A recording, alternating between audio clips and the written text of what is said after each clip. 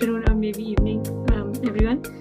My name is Shaina Raza, and I'm applied machine learning scientist in Vector Institute, Toronto, where I lead research on responsible AI.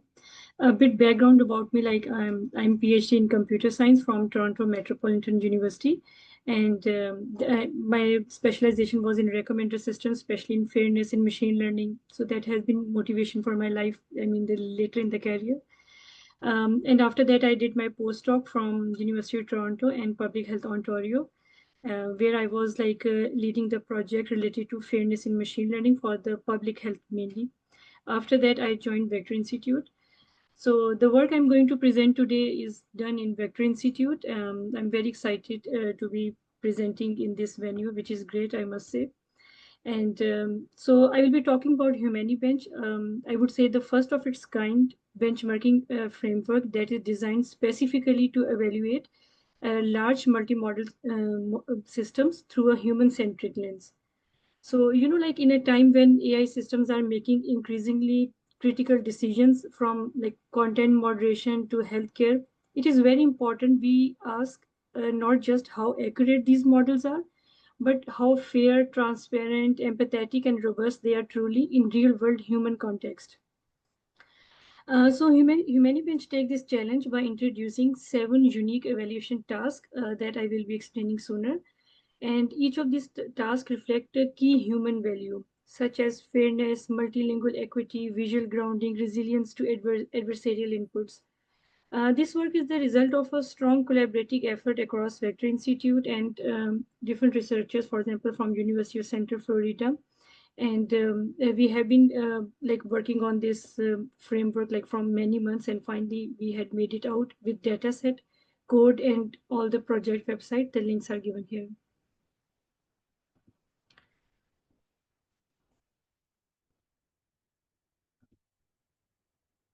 So the question is why this benchmark now?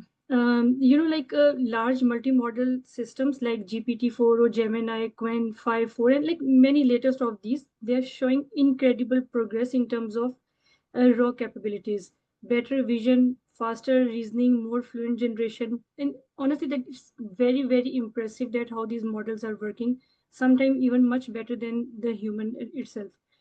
However, we think that raw performance is not enough. What missing in this all scenario is the alignment with human values. So that's the focus of this benchmark, and that's why we introduced this in this time when everyone is talking about the accuracy. So if most of the current benchmark, I mean the existing one, they are doing great work, but they focus on task accuracy. However, in okay, sorry, it was the link. However, in high-stake real-world scenarios, we need to ask: is multimodal trustworthy? Is it fair? Does it respond ethically when it matters most? So here, HumaniBench comes. Here, basically, I'm trying to show a comparison of HumaniBench with previous state-of-the-art benchmarks along the same line, mostly multimodals, across the 7 human-aligned principles that we have chosen for this work. The principles that we have chosen are fairness, ethics, language understanding, or like visual understanding, I would say in this case, visual reasoning, language inclusivity, empathy, and the robustness. So if you see here, like most of the existing benchmark only address one or few of these principles, although they have been addressing many, many other tasks, but in terms of the principles. In comparison, HumaniBench is the only benchmark that try to cover most of the human-centric principles that I will be explaining now. So now the question is, like, what exactly is HumaniBench? At its core, HumaniBench is a human-centered evaluation framework for large multimodal systems.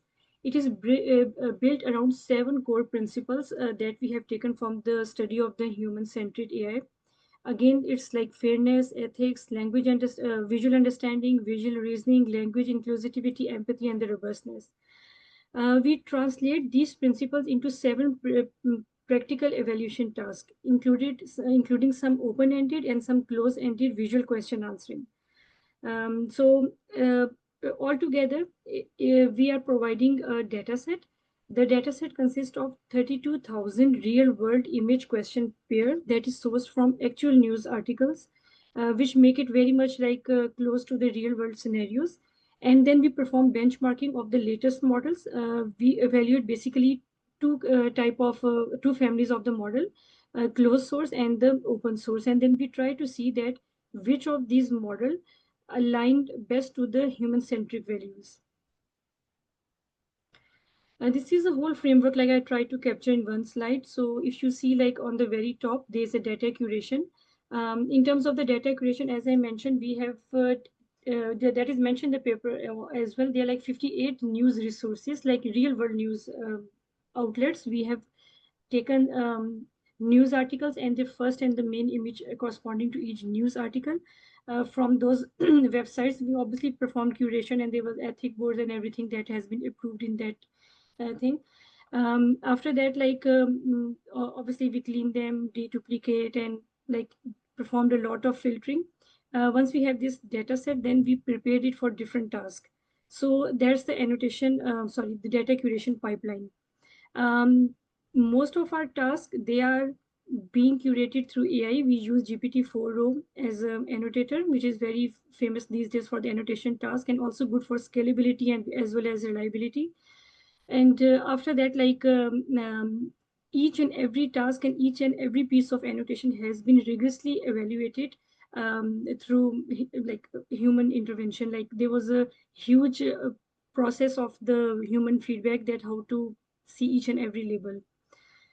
If you see, then after we get this annotated data, we design 7 tasks. Each of the tasks, as I mentioned, aligned with different principles of human-centric. And finally, in the bottom, if you see, there is a evaluation pipeline. We use 2 type of evaluations, LLM as a judge. That's one thing, and we also perform some statistical analysis. I will now briefly talk about the task that we have been covering. The first task is the T1 that we call in the paper and scene understanding. This is an open-ended visual question answering task where the model basically interpret everyday scenes by answering questions, for example, related to fairness, ethics, and understanding. One of the most important property of our data set that we have already opened and provided that each of the data sample has been categorized according to five social demographics, which is age, gender, race, occupation, and sports. The choice of these demographic is based because like these are one of the most studies for the fairness study. That's why we have taken these one, although like our data samples and all these things can be used for other demographics as well. So the first task consists of around 13,000 samples. Our second task is like again an open-ended visual question answering where the model identified the key individuals or objects in the images, and each and every question and the sample and the label have been designed through like GPT and then rigorously evaluated through a human evaluation process. The third task is the multiple choice visual question answering, which is the close-ended. The idea is that the LLM that we are going to evaluate, it must select the correct answer from 4 visual options, like identifying some occupation or activity. So basically, this task helps us in precision in fine-grained visual understanding. Our fourth task is multilinguality. So each of our samples within this task has been translated into 11 languages, the first one being the English, and the later 10 we have divided into 2 groups, the high resource languages and the low resource languages. The ground truth labels for each of them have been prepared and again evaluated by humans for the accuracy and evaluation later. Our fifth task is the visual grounding, in which basically the model must draw a bounding box around the desired person or object. So basically we ask the type of the question in a challenging way to these multi-models that draw a bounding box of a person, for example, wearing, let's say, yellow uniform in this picture or something like that. The idea is to evaluate that which models are good in this visual grounding task. And then we have the empathetic captioning. So basically in this task, basically this is more an NLP task. So for each of the image that we have in this task, we have like 2 type of ground truth labels. One is a very factual and realistic caption, and the other one is a empathetic one. So we have those ground truth labels, and the idea is to evaluate different multi-models. For this sake, like like what is like their natural tendency, whether they are more realistic, whether they are hallucinating, or whether they are empathetic when being asked for. And finally, the image resilience. In this task, basically, we have produced different kind of image perturbations. We introduced 19 image perturbations that are listed in the paper.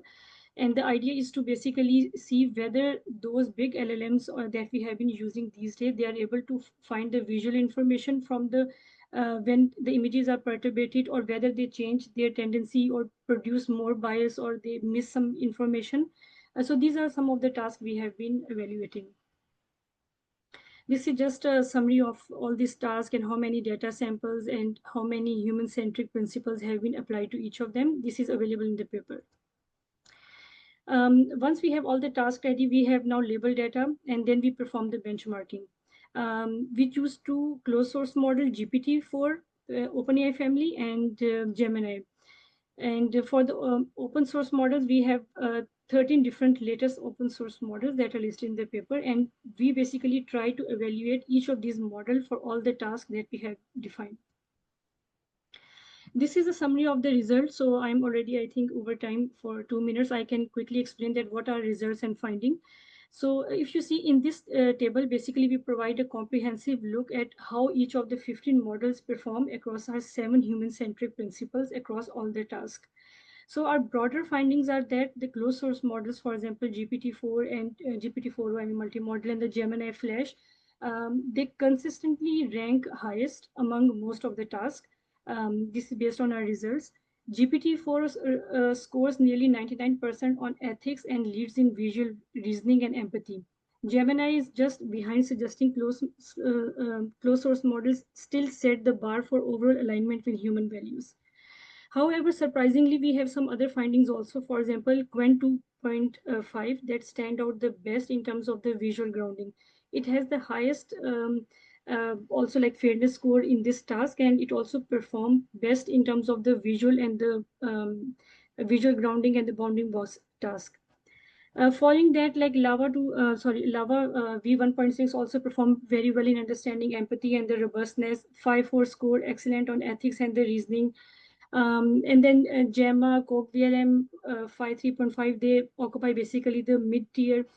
In the lowest range, some of the models, for example, AI Vision, Intern, GLM4, they struggle with language inclusivity. So in short, I would say like not one model is winner for all the tasks. Different models perform differently on most of the tasks. In our understanding and the results, we find that the closed source models are excellent in understanding, in ethics and the fairness. However, open source models like Quen and Phi, they perform best when we have, for example, visual grounding, or there's a detection task, or there's a robustness or image resilience task. So these are some of our findings. I will quickly briefly tell about like there are 5 social attributes that we have been evaluating for all the models I mentioned earlier: age, gender, race, occupation, and the sports. Our findings show that like race and gender are most affected attributes on all the models, although there's a difference in different accuracies. However, these 2 attributes are more affected. However, sports and some of the attributes, they are less affected, and which basically align with the real world scenarios, because normally the prejudice and the biases are based most of the time based on the race or gender, like in especially real world scenarios. Again, these are some of the tasks, so I skip it. They are all available in the paper. There's some multilingual tasks. You can see that low resource languages are more affected compared to high resource languages. This is the visual grounding task. You see like GPT-4, Gemini, although performed best in other tasks, but in terms of the visual grounding, they're around 72.73% missing, which was very surprising to us. However, some open source model, they have 0% of any missing, and their map values and mean IOU, they were excellent. So here I finish my presentation, and I open it for any question and discussion. The social impact of our work is that we are focusing on empathy, language inclusivity, fairness, and robustness. I think no one has seen all these models and tasks for like most of the human-centric evaluation. So we open the door. avenue for this kind of evaluation, that people should also be evaluating their models for beyond accuracy toward human-centric principles. There are some limitations that we want to obviously overcome and discuss next. For example, right now all the data is based on the news domain only. We have not covered, for example, social media noise and those stuff, although our pipelines can be used for that. But the evaluation should also be more for the social media and other kind of domains. The other thing is that we have used GPT-4o in different stages of the pipeline, for example, from annotation, although we have given 100% human review to the annotation process, but then again, as a LLM as a judge, and then also use it as a model to be evaluated. So these are some of the things we need to work, but our goal is to make the best use of these models and see that which model families are best and how we can align best with the human-centric principles. So I end my presentation here, and if there are any question, I'm happy to discuss. Cool, thanks. Actually David has joined, right? So it's good to see you here. So thank you so much for your presentation. And the initial plan was actually to have the two talks at the beginning, and then afterwards we have more in-depth discussion with all the authors, speakers, and the audience together. We can probably follow this plan if David is available. Okay. Yeah. Hey guys, sorry for joining late. And thanks a lot for having me. Yeah, I have a lot of slides. I'll probably skip a lot of these slides, but I'm here to today talk about my recent work called Scaling Language-Free Visual Representation Learning. This is a work I did at Meta, but also in collaboration with NYU and Princeton. And as a quick intro, I'm currently a research engineer in New York for Meta Fair. I previously worked at Amazon Prime Video related to like video action recognition, self-supervised learning from video. And yeah, I'm very excited to talk about this work. So I guess the focus of this work is basically exploring visual representation learning in the context of multimodal tasks.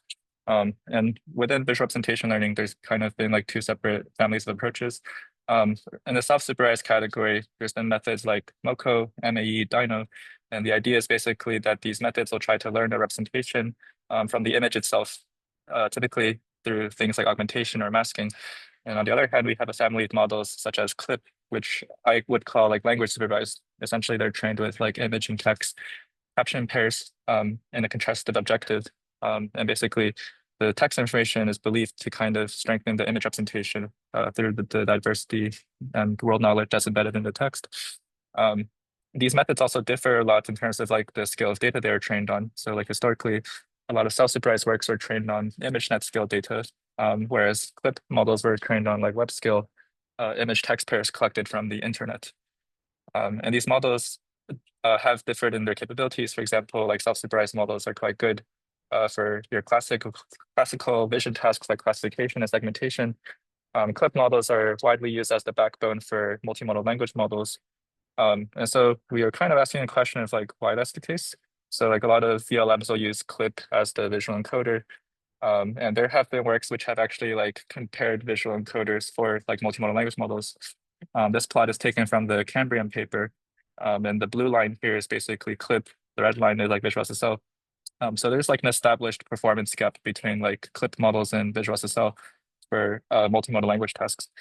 But then the question is like, why? Is it because of the fact that CLIP receives language supervision, or is it because of confounding factors such as the fact that these CLIP models are trained on different data compared to Visual SSL?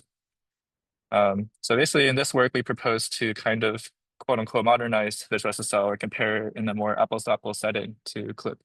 And we do this along a few axes. The first is data. So rather than training on ImageNet data, we scale up the data to basically web scale data. And we leverage this data set called MetaClip, which is kind of similar to like Lion, but it's basically Meta's version or attempt to reproduce CLIP. The collection process is open source on GitHub. So we first modernized the data to make sure that the scale and diversity is equivalent to what CLIP is trained on. And we also scale up the model because we're curious to see if Visual SSL can actually scale up in this setting. So previously, a lot of visual encoders are less than 1 billion parameters, and here we'll train up to 7 billion parameters and show you the results compared to CLIP. And finally, we also kind of modernized the evaluation process. So rather than doing linear probing on data sets like ImageNet, which are, in my opinion, sort of like saturated now, we actually use these question answering benchmarks as a way to evaluate the visual representation. And the way we do this is basically we freeze the vision encoder and we adapt something very similar to Lava. In our case, we use Cambrian. But basically, the idea is that we will freeze the vision encoder, train a connector or adapter to project the patchwise embeddings to the dimensionality of the language model. And then we will fine-tune the connector and the language model on a set of instruction tuning data, and then evaluate in a zero-shot manner on a variety of benchmarks. In our case, we use 16 total question answering benchmarks from the Cambrian paper. And they span 4 different categories. So basically, we have like a somewhat diverse set of evals to kind of measure model performance. With this setup, basically, we have a few major findings. First, I'll present some findings related to scaling up the model. So basically, in here, we train on a fixed 2 billion images from Metaclip, so no text captions, and we train Dino up to 7 billion parameters. And then our baseline is Clip, trained on image text pairs from the same dataset. And what we find is basically that, so here the blue line is Dino, the green line is Clip. We find that, first of all, a smaller model size regime, Clip performs better. So for here, less than 5 billion parameters, we see that Clip does better. But in general, the Dino model seems to improve log linearly, at least qualitatively, and at 7 billion parameters can actually outperform Clip. And that's on average VQA. And then let's see what happens when we look at specific categories. There are 2 categories in specific where self-supervised learning does much better. The first one is like vision-centric VQA. So this is like a category of question answering benchmarks which are particularly sensitive to the visual content, and they're not as biased to language. And I think as expected, we see that Dino does much better as the model scales up.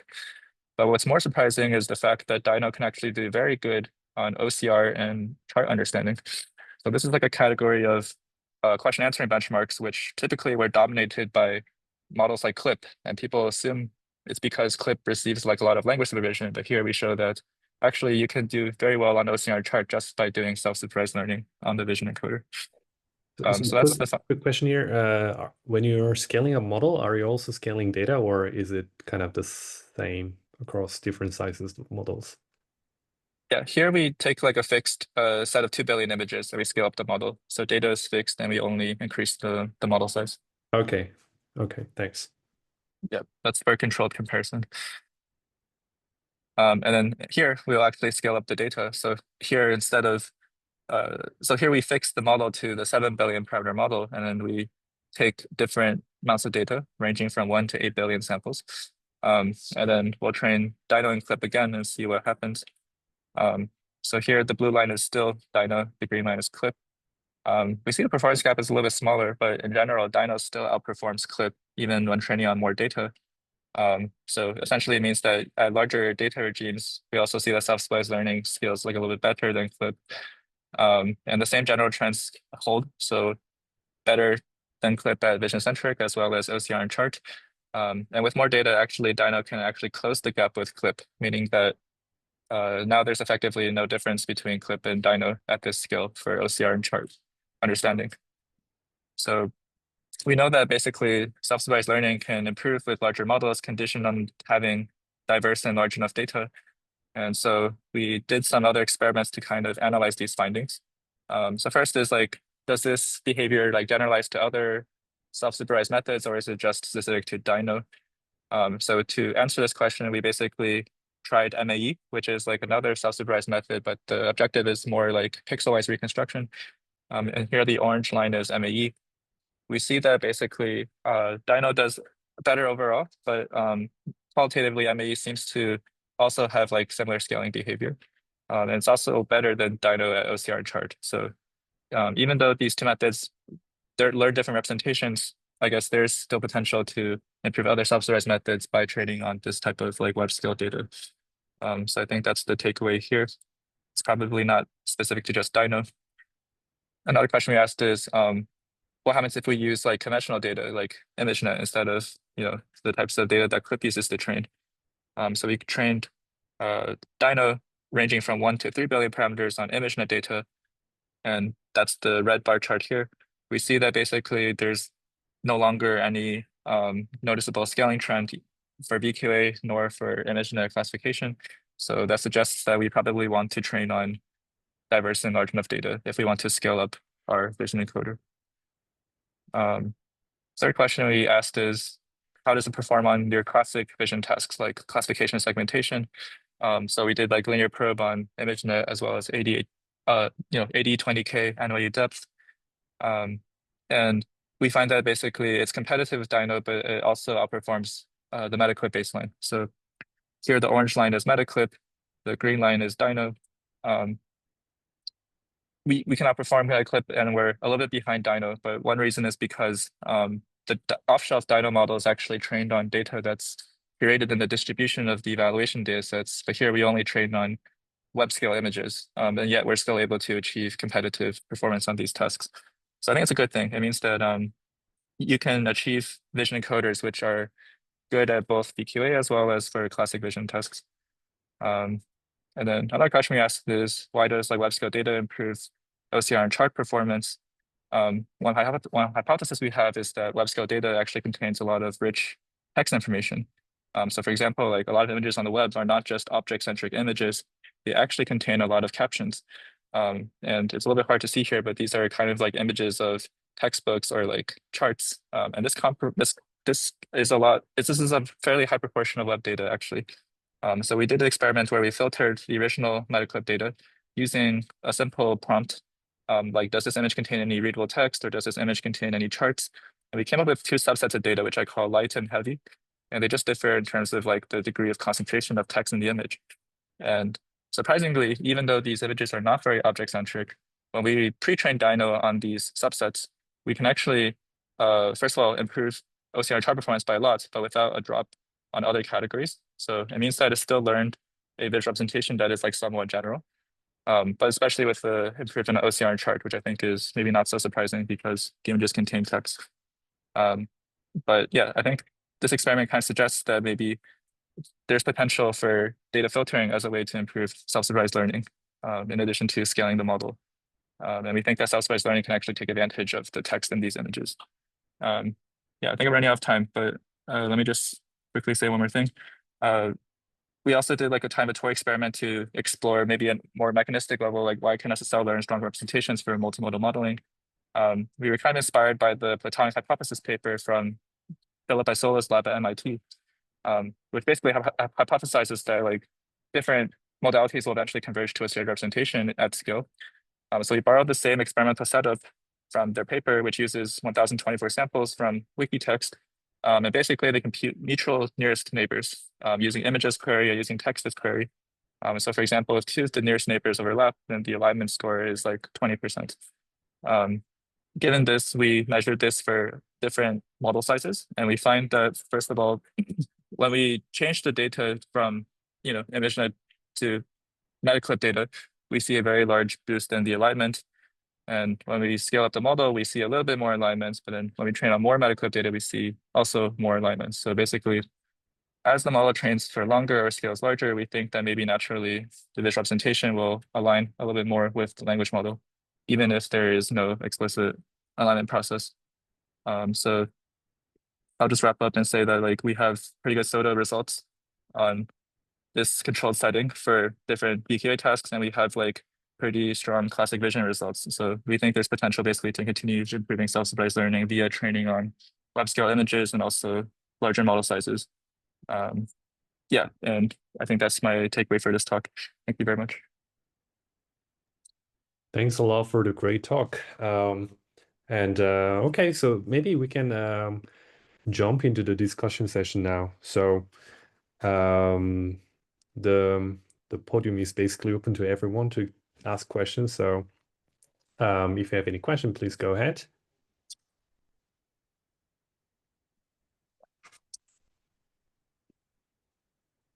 Hey, You David. Sure. Yeah. So like I think so. You might have noticed that clip kind of has some limitations, and there are some future works like MetaClip and others that have solved some of the clip's limitations. So did you kind of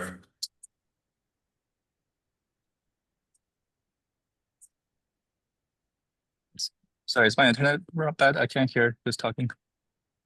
So my question is like, did you experimented with the future versions of Clip, and did you find it as an improvement versus Dino, or did you use only the vanilla version of Clip here? Yeah, so actually my baseline is MetaClip. I'm not comparing to the OpenAI clip. So Okay. I use MetaClip, and I also trained Dino on the same MetaClip images. But actually MetaClip is not necessarily better than OpenAI clip. It's just that like it's an open source reproduction of clip because nobody has like the actual data that's used to train the original clip. But in this controlled setting, right, we use only the images from MetaClip and we are able to outperform the off-shelf MetaClip. So I guess in that sense, like it is a fair comparison. We also compare to SIGLIP actually. So SIGLIP is maybe one of the more popular models these days, which actually outperforms OpenAI Clip. We also outperform SIGLIP in this setting, even though we didn't really train on the same data as SIGLIP. Nice, thanks.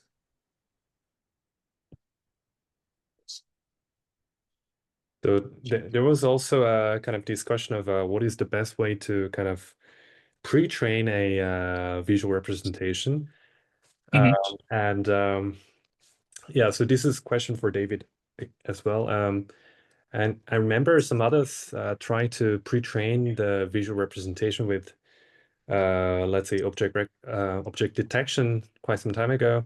And then some others, I think Lucas Bea, he also came with captioning pre-training, right? So do you have some thoughts on what would be the best way to pre-train a visual representation, or maybe it doesn't matter so much? I think it's a good question. I think it's very hard to train like a general visual representation. So like that's still kind of like an open question. I think like there are ways to train like very strong visual representations for like specific tasks. So for example, like I think if you're focused on like dense prediction, some of the more granular objectives are quite good. Like for example, as you mentioned, like training with captioning loss or training with like maybe more fine-grained detection-based losses. I think in general, though, like my feeling is that like as you train on more data, these objectives kind of matter less and less. But so far we haven't really reached like a visual representation which is like really general in the same way that maybe language model representations are. I think it's still like an open field for research. Do you feel like there's a benefit in kind of having, let's say, multitask pre-training objective? So you have a single representation, but this is kind of trying to do best at all the learning objectives. I think it's one way to do it. Like if you have like a fixed number of tasks, you can definitely do like multitask training. And I think like supervised learning can also do like very well for learning like strong representations. So prior to self-supervised learning, people were primarily doing like ImageNet pre-training to have like strong visual representations.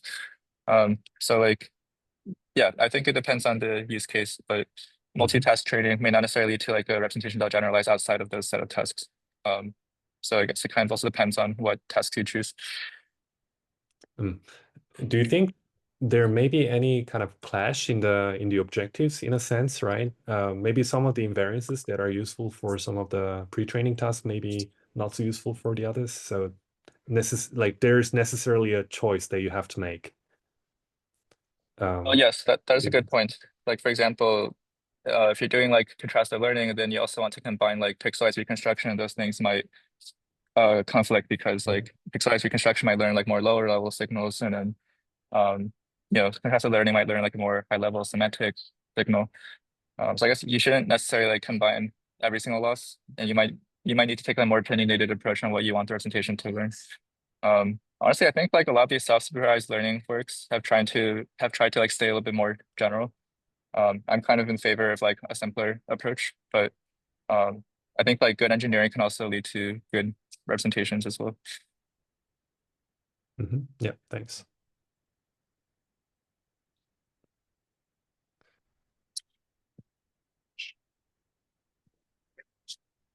Yeah, otherwise I also have some questions for Shaina because this is a combined session for both speakers. So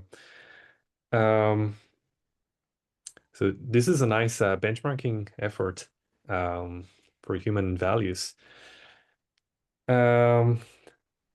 So this is one question that I currently have nowadays, which is whether reasoning is helping at all for kind of human values. So do you see any kind of statistical difference between kind of reasoning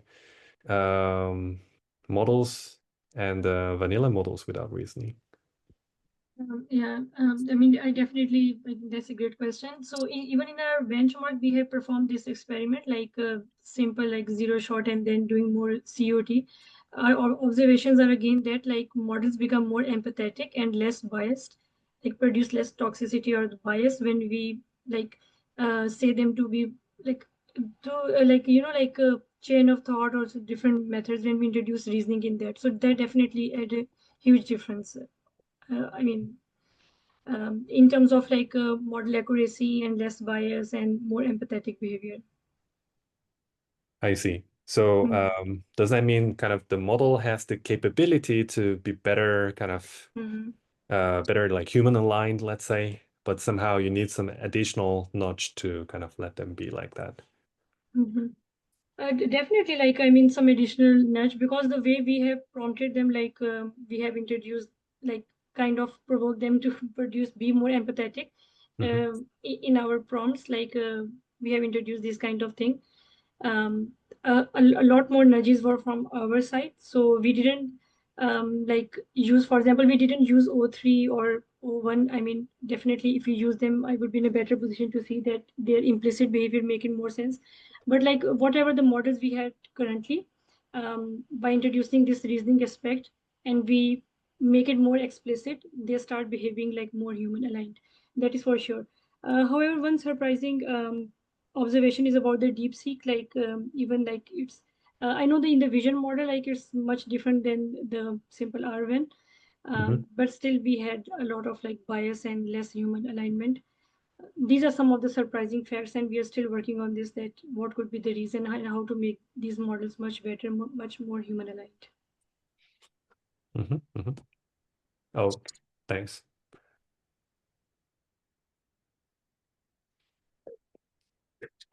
Yeah, so I'm also kind of deliberately trying to speak less, although because I wish others to also kind of join the conversation.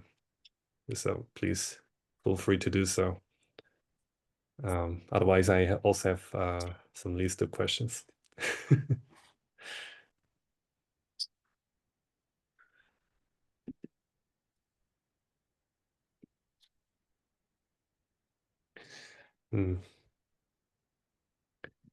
It's good. So I can also ask some other questions I'm super curious about. So maybe first for Shaina again. So do you have any comments on using LLM as a judge? I think this is a very typical question. 100%. First of all, it has become more a standard, unfortunately, I would say. Statistical measures are always much more better, but since everyone is using LLM as a judge and your paper is not being qualified as a good if you don't include this judge, definitely they introduce their own biases. I agree with this, like for example, positional biases or being more oriented toward their own family of models. They are like this. And also the stochastic behavior, like even though you control the temperature and everything, next time they give a totally different base. In our work, like we try to make some kind of odd combination from the LLM judge, for example, asking it 3 times and then try to break the tie to have a good judgment. But still, I would say like they are not equivalent to what are the statistical measures. And that's why we see a huge difference when, like in our visual grounding task, when we try to have more discriminative kind of results. So we find a huge difference. If you ask for, by that I mean like for the bounding box task, like when we ask it, we calculated the answer. I mean, statistically we measured the performance. Obviously some models are winners and some are losers and there was some other stuff. However, like when the same task was performed using LLM as a judge, the results were different. So they definitely favor their own family of the models, like closed source and those. There was a huge difference. Yeah, thanks for your answer. And I have some other question for David again. So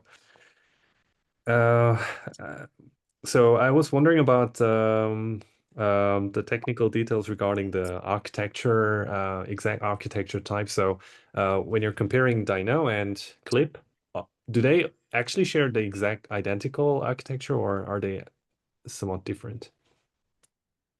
Yeah, actually, so for the larger model sizes, there is no off-shelf meta clip of that size. So we actually had to define our own model architecture. We didn't pay that much attention to the model shape, so I think there's like room for improvement here. But we basically defined some model configurations, actually, which are inspired by language model design. So, for example, like for the 7 billion architecture, the hidden dimension is 4096. There's 32 layers and 32 attention heads per layer. MLP ratio is around 4.0. But we fixed this architecture across all our comparisons. So when we compare between Clip and Dino, we are only really comparing the differences in the learning objectives because we control for architecture as well as the data. So the actual difference is really in the data and the objective and nothing else. Is that right? Yes, we try to keep the comparisons as controlled as possible. I see. Yeah, that's super interesting. And another question, also a very technical question, is the evaluation setup. Is a little too fast and I didn't get it. So Yeah. you have this process that kind of applies to Clip, and then you had to kind of modify the procedure for Dino to kind of match that, right? No, so basically we adapt like a very popular setup for like question answering. So regardless of what vision encoder you use, a lot of people do this for evaluation. It's just that like we adopt this to do I see. like controlled comparisons. So a lot of people also like fine tune the vision encoder, but also apply a lot of different tricks like image tiling to get good performance. Here we just adopt Yeah. a fixed setup where we take a pre-trained vision encoder, whether it's Clip or Dino, but then we freeze it, and then we'll fine tune an adapter, which basically projects the visual embeddings to the dimensionality of the language model, as well as the language model on a set of instruction tuning data. So we take like off-shelf Llama 8 in this case as like our LLM backbone. But then the instruction tuning process is also controlled for when we compare Clip and Dino. So same procedure, same data as well in the evaluation process. Right. Okay, now I got it. Yeah. Yeah, this is standard way of doing it. Yeah.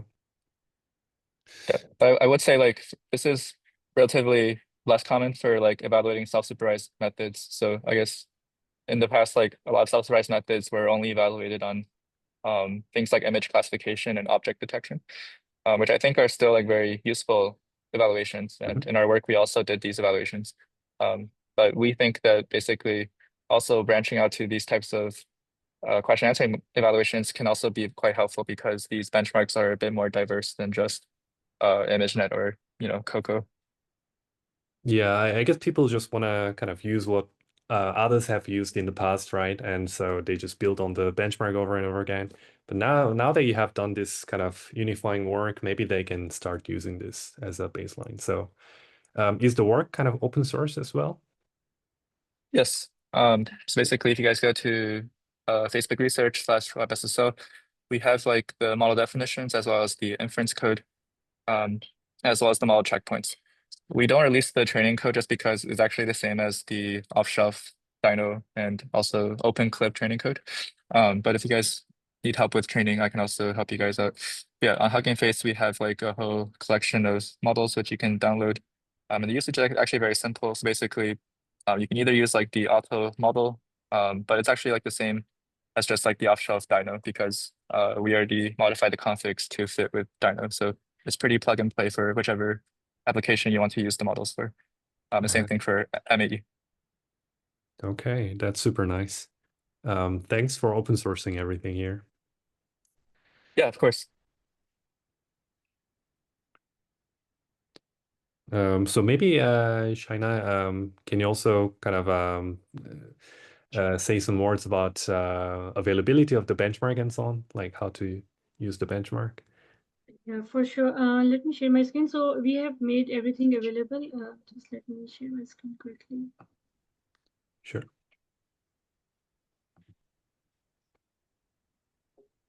So everything is available here. I think the one place where there's a link to everything is through this page. I can share also here. The code is available here and the data set is here. The data set is also like has been categorized according to each and every task, and it is openly available. Anyone can use that. We don't have any model training in this work. Obviously, there's like something to do next. So everything is evaluation. So based on this, all the code and task and annotation recipes are available here in the GitHub. Yeah, thanks for sharing. That looks super interesting and useful.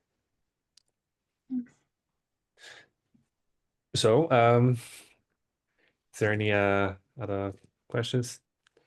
I've been the only one who's asking questions, so I feel a little I bit think bad. I have one question. So, like, thank you very much for inviting. I mean, and letting me present, because the paper itself is under review. So I also want to take a feedback, because I think all of us are reviewers also somewhere. So what are like some of the feedback you want to give, and be very open about this. I mean, something that I can work next to improve. That's a good question. I mean, so you're asking everyone. Yes. So basically, some feedback. The reason is that at this point, I don't know the situation. It is getting, I mean, highlight, but obviously when the review comes, they are very surprising sometimes.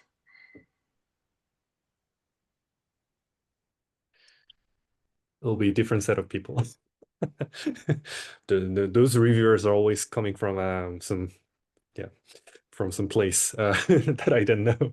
I mean, yeah, it feels like they're always someone that I never talked to, right? They sound so different from like everyday interaction. or something. Exactly.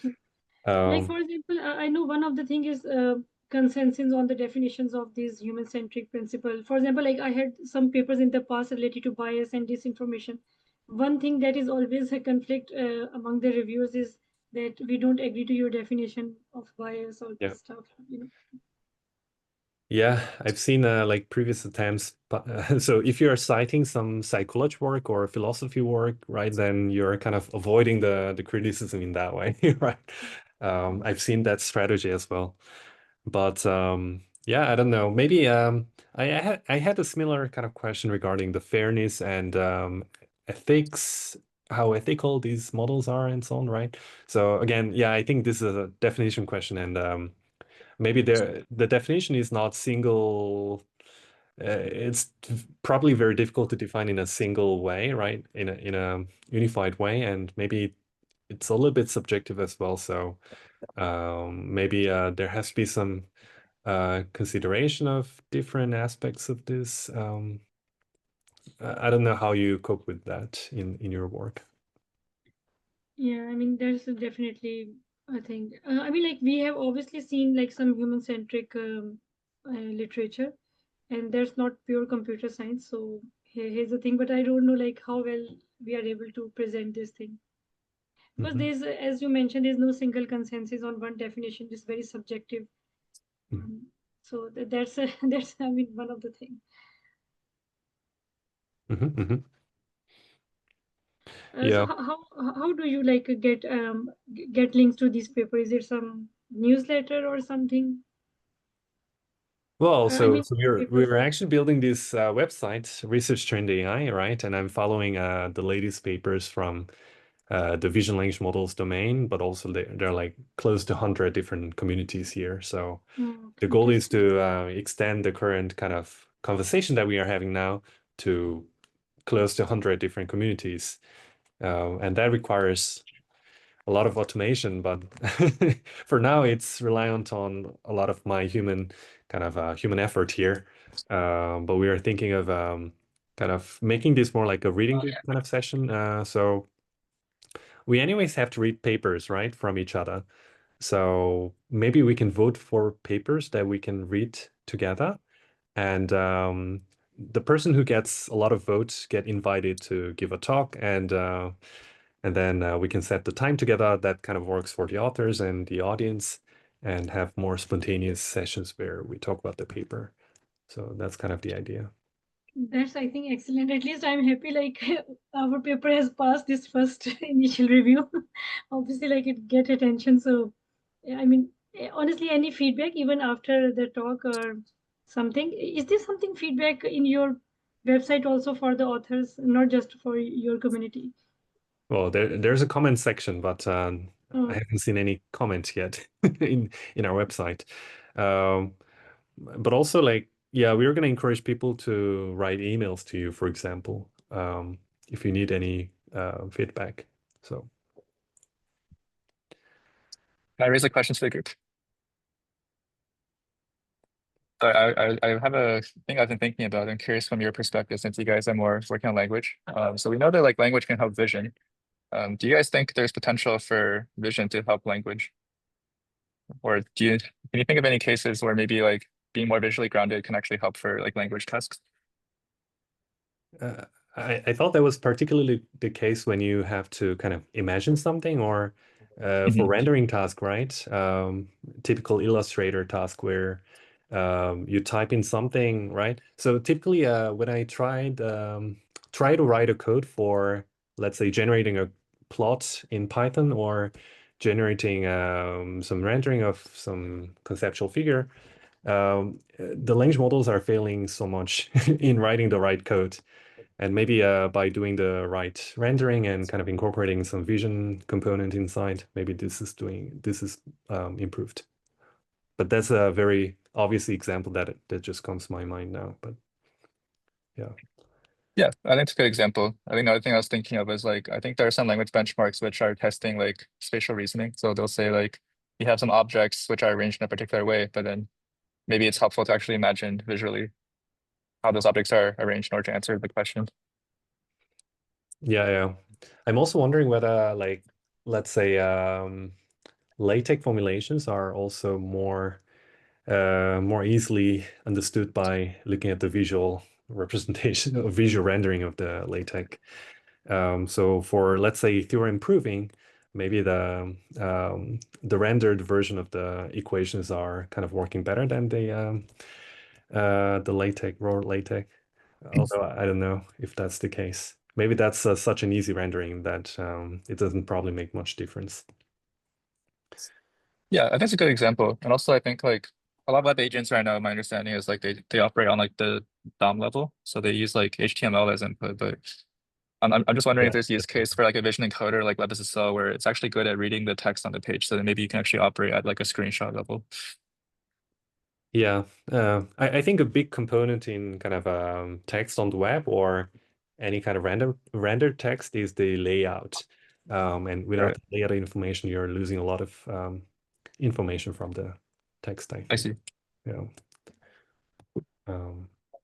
Yeah. I don't know. Maybe some others have some other thoughts on this as well.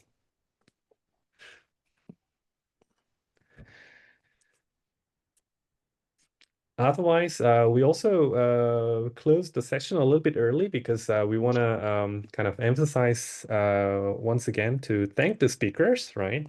Thank you, David and Shaina, for giving a great talk and sharing your contribution. And the session will repeat every 2 weeks, right? So in 2 weeks, we're going to have a similar kind of setup. A new set of invitations will be given out. Although, yeah, we have a lot of waiting list actually for this vision language model session. Somehow this is the most popular session actually, which is great. And we are in the early phase of the program. So if you have any feedback, please use the URL that I have shared during the session to give us feedback. I'll share it again to make sure that people who join later also have access. So any of your feedback will be kind of shaping the future of the sessions quite a lot. So please feel free to give us feedback. And the session has been recorded, and this will be put on YouTube on our channel. You can opt out if you wish. I'm speaking to the speakers now, so just keep that in mind. And thanks again for joining our session.